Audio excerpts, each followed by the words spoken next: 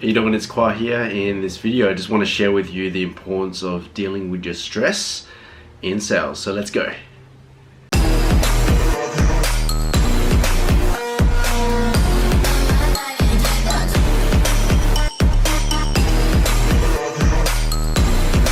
Sales can be really stressful, you know, it can be really stressful.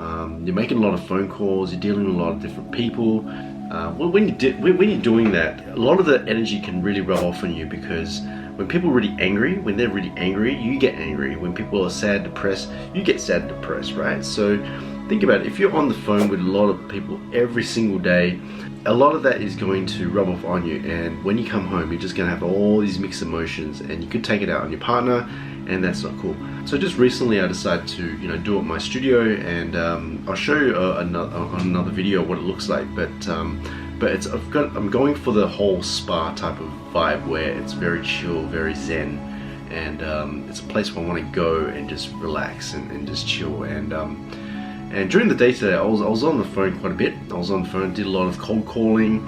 A lot of people hung up with me. A lot of people got angry with me, and it just made me just I sat back and I just thought about, straight away I thought about the Buddha. The Buddha, the candle that was lit in front of the Buddha, and straight away I just felt calm and at peace, and yeah, straight away I just didn't feel stressed out. So I really think as a salesperson, to be at the top level, you need to have a place where you go and calm down, unwind and relax. So it could be to go and play video games, it could be to have a beer, but I don't think that's as effective. I used to go home and just play zombie games. I just kill all these zombies, and that was my form of relaxation. But when you have a place, your own sanctuary, when you have a place where you can chill, where you can pray, where it's like a nice sanctuary, it feels really good. So I think it's really important that every salesperson should have this. Create, just have it, even if you don't have a spare bedroom, just try and use a garage or something, or just have a certain area, corner of the place where you can turn it into a little sanctuary, turn it into a nice place where it's very zen, very calming, have a nice chair there, play some music, and just make it into a place where you feel that you can escape to.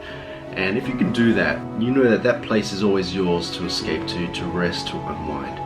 So basically what I'm trying to say is, you probably need a man cave, right? So I'm really grateful that my partner, my wife, said, you can have your own studio, and I'm totally turning into my man cave. And I was reading a lot of articles recently on the importance of having a man cave, and it's really good psychologically for a man to have his own place where he can decorate, have his own thing to collect his thoughts, process his emotions, and so forth. So that's what I'm trying to say, is that if you're a guy, you're in sales, you're going to get angry, you're going to have an awful boss, you're going to have a tough day at sales. It happens every single day. You're going to come home and you're going to be all stressed out. You need to have your own man cave. You need to go have your own man cave and just go chill out and process your emotions. As a result of that, you're going to really generate lots of energy for the next day. You're going to center yourself, going to calm down, and you're going to get ready for the next day. So the importance of having a man cave is that you need to really have an area where you can go and escape. So the big debate is that why should you escape from your family? Why should you escape from things? Why should you escape from your career? Whatever it is.